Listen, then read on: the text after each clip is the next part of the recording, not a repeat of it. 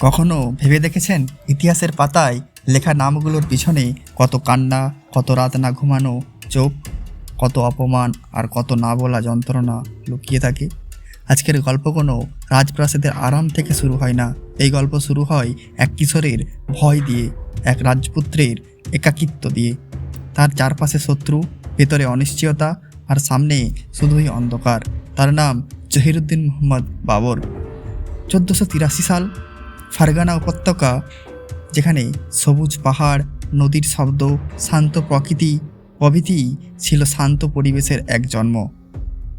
এই এক শিশু, কেউ জানতো না এই শিশু জীবন হবে ঝড়ের মতো।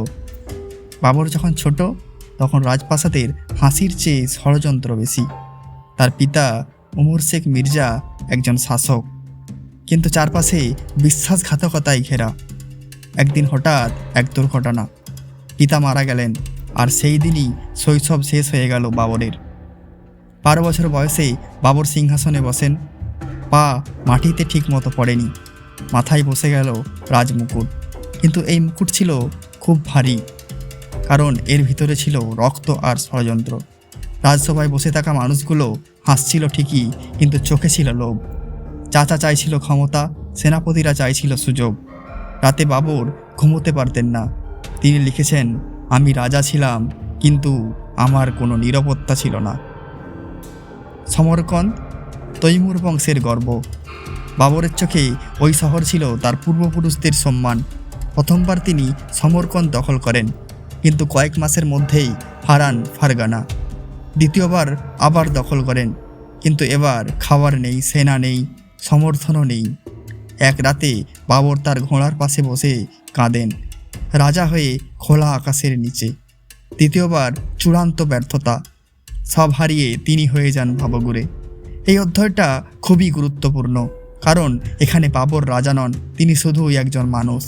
কখনো পাহাড়ে, কখনো জঙ্গলে, কখনো শত্রুর ভয়ে লুকিয়ে। খাবার নেই, কাপড় ছেঁড়া, সঙ্গে মাত্র কয়েকজন বিশ্বস্ত মানুষ। এই সময় অনেকেই আত্মহত্যা করত, কিন্তু বাবর ভাবলেন, আমি হেরে গেছি, কিন্তু শেষ হয়ে যায়নি। 1504 সাল, কাবুল দখল। এই প্রথম বাবর গভীর নিঃশ্বাস নেন। কাবুলে বসে তিনি আবার স্বপ্ন দেখতে শেখেন, বাগান বানান, কবিতা লেখেন, নিজেকে গুছিয়ে নেন। কাবুল ছিল বাবরের জীবনের রিস্টার্ট বাটন। বাবর ভারতের কথা শুনেছিলেন, সোনা, নদী, উর্বর জমি নিয়ে, কিন্তু তিনি শুধু লোভে আসেননি। তিনি দেখেছিলেন ভারত বিভক্ত, নেতৃত্বরা দুর্বল, সেনাবাহিনী পুরো কৌশলে আটকে আছে। তিনি সিদ্ধান্ত নেন, আমি চেষ্টা করব এটা ইতিহাস বদলে দেয়। 21 এপ্রিল 1526, ভোরবেলায় কুয়াশার ভেতরে কামানের শব্দ। বাবরের সেনা কম, কিন্তু মনোবল শক্ত। তিনি সৈন্যদের বললেন, আজ পেছনে ফেরার রাস্তা নেই।